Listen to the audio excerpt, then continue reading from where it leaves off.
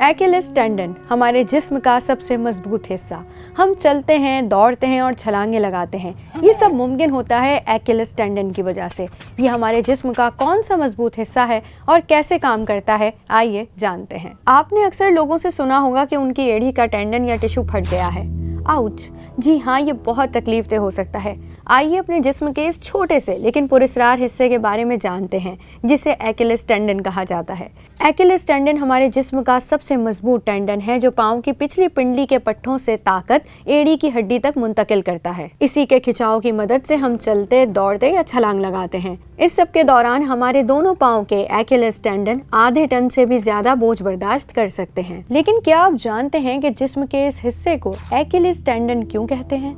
आपने मशहूर जंगी सिलसिले ट्रोजन वॉर्स का तो जरूर सुना होगा। एक्किलिस कदीम ट्रॉय के एक नामवर यूनानी हीरो का नाम था, जो ट्रोजन इत्तेहादियों के खिलाफ यूनानी फौजों की सरबराही करता था। दौरान जंग एक्किलिस तनकर खड़ा रहता था और मुखालिफ फौज के हथियार इस पर कोई असर नहीं करते थे। क्या ये मुमकिन है? जी हाँ, एक्किलिस की माँ का नाम थेटिस देवी था और वो अपने बेटे को नाकाबिले तस्खीर बनाने के लिए बचपन में दरिया में इस तरह डुबो देती थी कि उसकी सिर्फ एड़ियाँ बाहर रहती।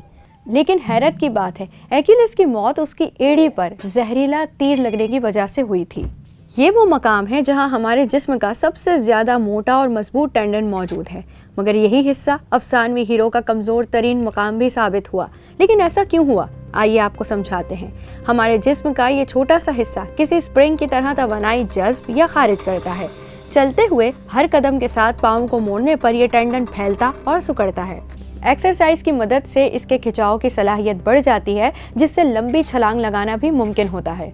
हमारे जिस्म में जहां भी जोड़ों को पट्टों यानी मसल्स से हरकत दी जाती है, वही टेंडन इस्तेमाल होते हैं, जिनकी पुख्तगी और लचक का इन्हिसार उनकी साख्त पर होता है। इनमें कोलेजन और इलास्टिन होते हैं, जो मिलकर फाइबर्स बनाते हैं। कुछ टेंडन्स पर टेंडन का एक गिलाफनुमा हिस्सा होता है, ताहम एक्किलिस पर हिफाजत के लिए सिर्फ एक बैरूनी जिल्द होती है।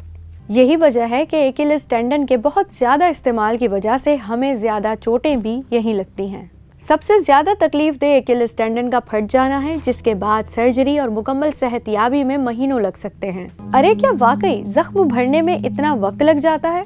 जी हाँ, क्योंकि हमारे जिस्म के दीगर टिश्यूज़ के बरक्स एक्किलिस टेंडन में खून की बहुत कम नालियाँ होती हैं, इसलिए यहाँ जख्म देर से भरता है।